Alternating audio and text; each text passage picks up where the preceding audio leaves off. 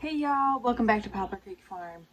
I am going to clean out the chick brooder and I figured I'll bring you guys along.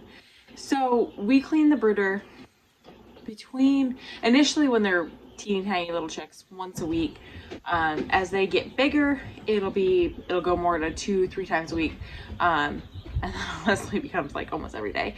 You have to clean it out at least somewhat. So they're about a week old at this point. We did lose quite a few chicks initially, and I think that was just due to the fact that the post office decided to deliver them instead of having me pick them up like we typically do. So that was a whole debacle, but they've been good since. And we did get a couple more chicks from Tractor Supply, although I should have probably gotten some more. It is what it is. So what I'm going to do is I'm going to take all the chicks out of the brooder so that I can quickly empty it. It's just easiest to get them out of the way. Chicks are notorious for, like, as soon as you try to pick up the heat plate, they get on it. Those kinds of things. Like, they're just frustrating. I fall over.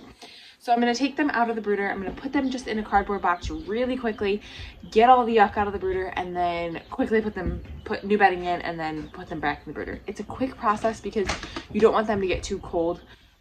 They've been nice and toasty warm between the heat plate that's in here, the fact that they're in our basement. Normally we put them in the shed, but it was just so bitterly cold, and it's still going to be cold for a bit, so we're keeping them inside. I think my husband wants to murder me for it, but it's okay. We swore after we had chicks in our basement a couple years ago, well, it was 3 years ago now, that we would never do it again. But we also had a wooden brooder, and we had ducks in it too. And oh my goodness, they made a mess, and the whole basement smelled, and it was just awful. The water troughs are not nearly as bad. So let's go ahead and get all the chicks out into a cardboard box, and then we can clean it out. Look at all the crazy chickies. You guys need some more water. You guys go through water like crazy. We might have to start increasing. They're already starting to fly a little bit. And obviously I'm going to need to raise the heat back because they're not even under it much.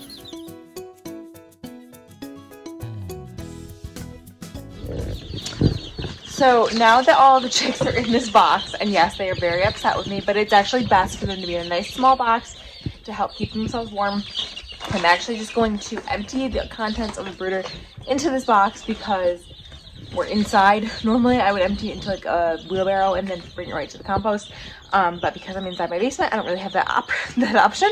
So I'm going to empty into this and then bring that out to the compost. I'm going to go grab some gloves because it's nasty. It's not too bad, but it's still gross. So I'm going to grab some gloves and we're going to empty it. And I'm going to just kind of cover these ladies until I am all done.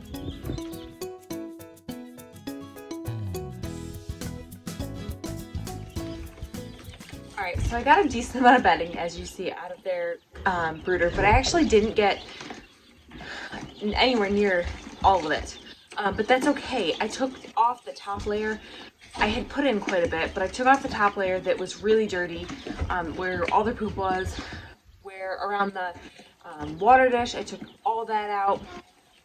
And then I just top dressed it with some fresh. It doesn't smell, it smells like it's good, it's nice and fresh. So that's what really matters. This, again, will go out to the compost, which is great. The other thing I do when I do my my brooder cleaning, is I do a chick check.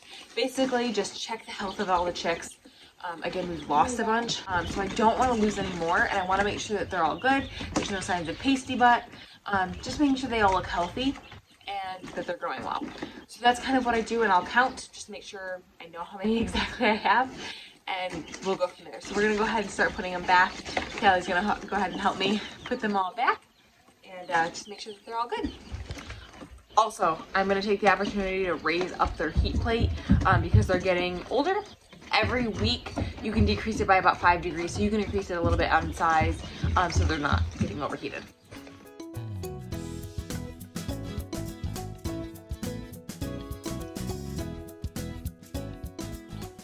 Alright, so we've got them all put away. We have 38 total. I have 3 that are showing signs of pasty butt, which is not great. This one's a really bad one. See that poop all over the bottom? It's gross, but that's pasty butt, and we need to do something about it. So what I'm going to do is I'm going to take these 3 upstairs, and I'm going to kind of soak their bottoms in some warm water, get all that poop off, and just make sure that they stay fresh and they stay clean. That's the biggest thing, is getting it off. Sometimes it just happens initially and it's fine. I'm going to go ahead and replace the heat plate, the food, and get them some water, and then we'll take care of these 3 with the pasty butt.